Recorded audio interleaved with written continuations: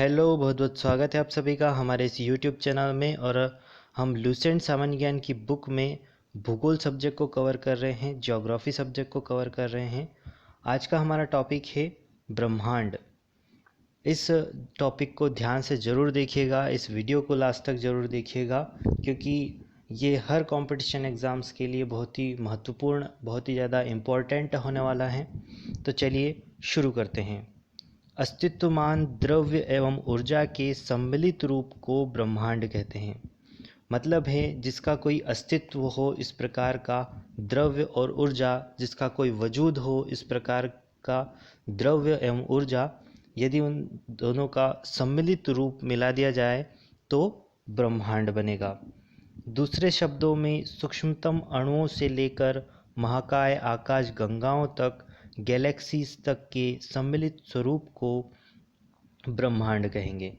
मतलब है सूक्ष्मतम अणु, यानी कि बिल्कुल छोटे से छोटे जो अणु होते हैं, जो हमें दिखाई नहीं देते हैं, इतने छोटे, वहाँ से लेकर के महाकाय आकाश गंगा, जो बड़ी बड़ी आकाश गंगाएं हैं, वहाँ तक के सम्मिलित स्वरूप को ब्रह्मांड कहेंगे। आगे बढ़ते हैं। यहाँ पे दी गई हैं कुछ सिद्धांत दिए गए हैं। ब्रह्मांड की उत्पत्ति से संबंधित प्रमुख सिद्धांत यहाँ पे दिए गए हैं। तो पहला है महाविस्फोट सिद्धांत, बिग बैंग थ्योरी। ये जो सिद्धांत है दिया है एब जॉर्ज लेमेंतेयर ने।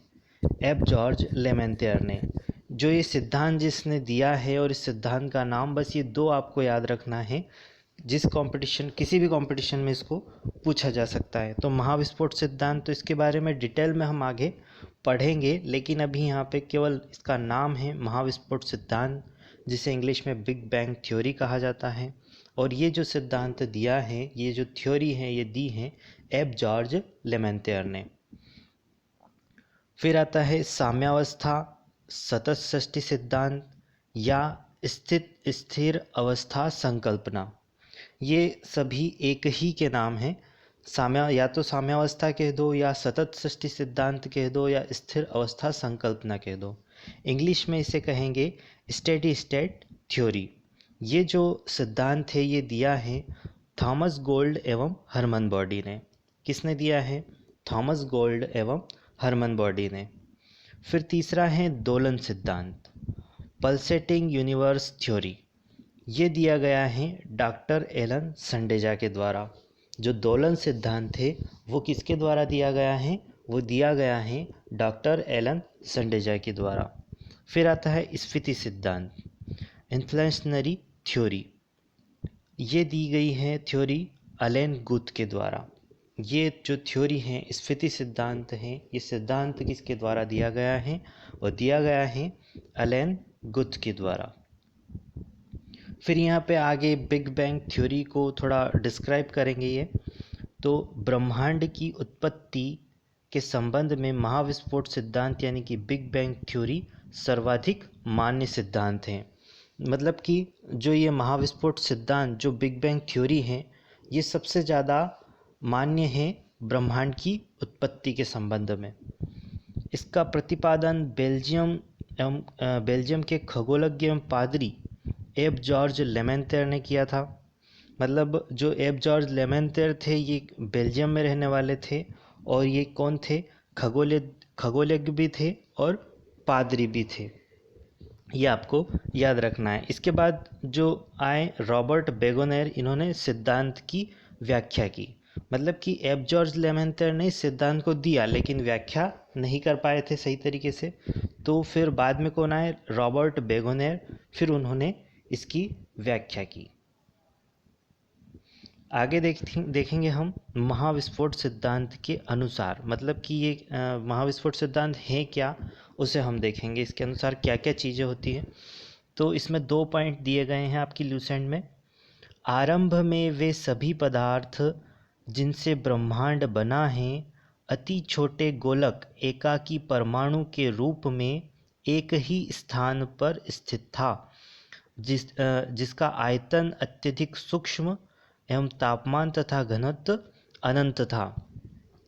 तो मतलब है कि जो आरंभ में वे सभी पदार्थ, जो पदार्थ थे, जितने भी पदार्थ थे, जिनसे अभी जो ब्रह्मांड हमारा बना हुआ है वो बहुत ही छोटे गोलक यानी कि एकाकी परमाणु, ये आप देख रहे होंगे फोटो, इस प्रकार से ब्रह्मांड था। आसपास कोई तारा कुछ भी नहीं था, बिल्कुल ब्लैक एकदम। और एकाकी परमाणु यानी कि एक छोटे गोलक के रूप में सारे जितने भी आपके ग्रह हैं सभी एक ही जगह पे ये सभी पदार्थ के रूप में इकट्ठा थे, जिनका जो आयतन था वो बहुत ही सूक्ष्म यानी कि बहुत ही कम था। जो आयतन था क्या था, बहुत ही कम था। और जो तापमान और घनत्व था वो इतना ज़्यादा था कि अनंत था। यहाँ पे ये बताया गया है कि तापमान और घनत्व कितना ज़्यादा था, अनंत। फिर दूसरा पॉइंट है अत्यधिक संकेंद्रण के कारण बिंदु का आकस्मिक विस्फोट हुआ। ये आप चित्र देख सकते हैं। अत्यधिक संकेंद्रण के कारण बिंदु का आकस्मिक विस्फोट हुआ, मतलब कि वो अचानक फूटा एकदम से। वो एक गोला बना हुआ था और गोला अचानक से क्या हुआ, विस्फोट हुआ उसके अंदर, जिसे महाविस्फोट, ब्रह्मांडी विस्फोट, बिग बैंग कहा गया। जिसे कहा गया, आज के वैज्ञानिकों ने क्या बोला कि ये बिग बैंग है, एक ब्रह्मांडीय विस्फोट है। जो हुआ था वो ब्रह्मांडी विस्फोट था, बिग बैंग था। इस अचानक विस्फोट से पदार्थ का बिखराव हुआ, मतलब कि जो पदार्थ पहले इकट्ठा थे वो पदार्थ क्या हुए, विस्फोट के कारण बिखरने लगे, जिससे सामान्य पदार्थ निर्मित हुए। इसके अलगाव के कारण काले पदार्थ बने, कई सारे काले वाले पदार्थ काले कलर में बने, जिनके समूहन से अनेक ब्रह्मांडी पिंडों का सृजन हुआ। मतलब वो जो पदार्थ थे वो अलग अलग जाकर के जुड़ गए और कई सारे ब्रह्मांडीय पिंड बनने लगे। वैज्ञानिकों का विश्वास है महाविस्फोट यानी कि बिग बैंग की जो घटना है वो आज से 13.7 अरब वर्ष पहले हुई थी। ये किसी भी कंपटीशन एग्ज़ाम में पूछ सकते हैं, तो आप ध्यान रखिएगा कि बिग बैंग जो महाविस्फोट सिद्धांत जो घटना हुई थी वो आज से कब हुई थी, तो वो हुई थी 13.7 अरब वर्ष पहले हुई थी। महाविस्फोट के लगभग 10.5 अरब वर्ष पश्चात यानी कि आज से 4.5 अरब वर्ष पूर्व सौर मंडल का विकास हुआ। मतलब कि बताना चाह रहा है कि सौर मंडल का विकास कब हुआ, तो वो हुआ आज से 4.5 अरब वर्ष पूर्व, यानी कि पहले 4.5 अरब वर्ष पहले सौर मंडल का विकास हुआ, जिसमें क्या ग्रहों तथा उपग्रहों का निर्माण हुआ। कई सारे जो ग्रह बने, फिर उपग्रह बने। ये कब बने, 4.5 अरब वर्ष पहले की बात है। इस प्रकार बिग बैंग परिघटना से ब्रह्मांड की उत्पत्ति हुई। मतलब कि इस प्रकार बिग बैंग हुआ और बिग बैंग की जो परिघटना के कारण पूरे ब्रह्मांड में कई सारे ग्रह, उल्कापिंड, तारे, जितनी भी चीज़ें हैं वो सभी बनी। तभी से उसमें निरंतर विस्तार जारी है। मतलब तब से लेके अभी तक जो वो विस्फोट हुआ था, तब से लेके अब तक सभी जो आकाशगंगाएं हैं उनके बीच दूरी बढ़ती जा रही है। आगे पढ़ेंगे हम। इसके साक्ष्य के रूप में आकाशगंगाओं के बीच बढ़ती दूरी का साक्ष्य दिया जाता है। मतलब उनमें जो विस्फोट हुआ था तो उसका जो विस्तार था वो फैलता चला जा रहा था, जैसे कि आप देख रहे हैं ये आज भी निरंतर जारी हैं। आकाशगंगाएं आपने देखी होगी, आकाशगंगाओं के बीच कई जो दूरियां हैं वो बढ़ती जा रही हैं। हमारा जो सौर मंडल है ये भी एक आकाशगंगा का ही हिस्सा है, आगे हम पढ़ेंगे। नासा ने 2001 में क्या किया, मैप माइक्रोवेव एनिस्ट्रॉफी प्रोब नामक अनुसंधान की पुष्टि की। कब की, 2001 में। किसने की, नासा ने की।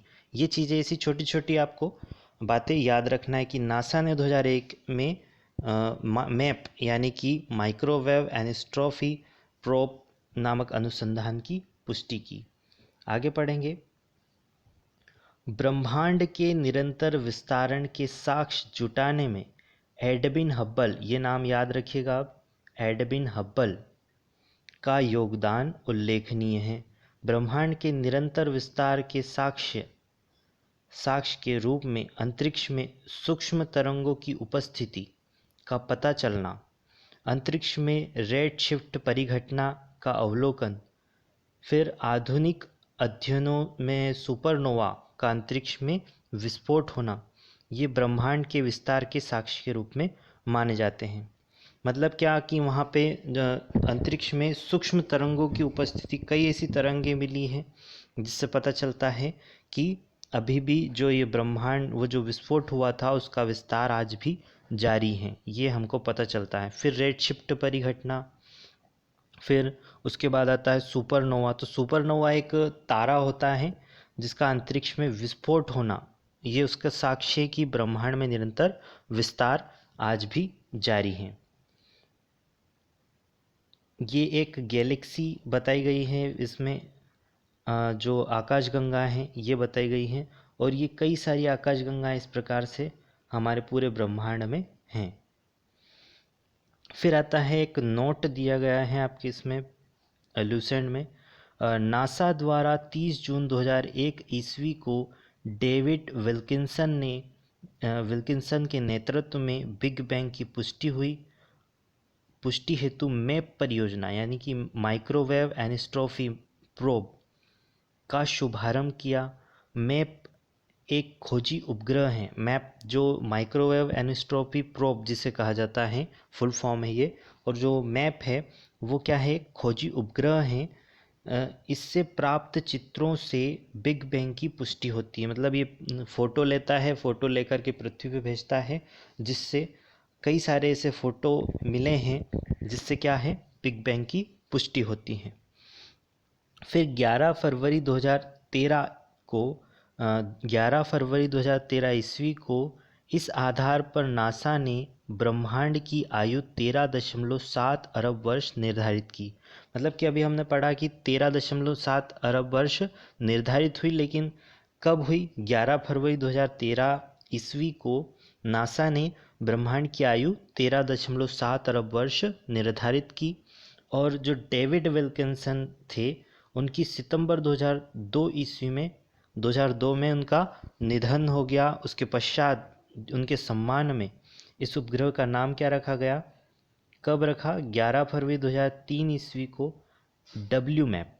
अब डब्ल्यू मैप मतलब विल्किंसन माइक्रोवेव एनिस्ट्रॉफी प्रोब, ये नाम रखा गया उनके सम्मान में।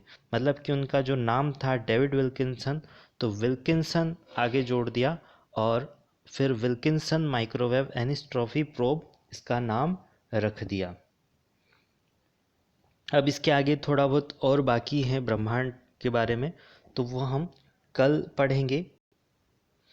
तो चलिए friend, thank you very much. यदि आपको हमारी वीडियो पसंद आ रही हो तो आप लाइक करिए, शेयर करिए, और ज़्यादा से ज़्यादा आप सब्सक्राइब करने की कोशिश करें हमारे चैनल को। धन्यवाद।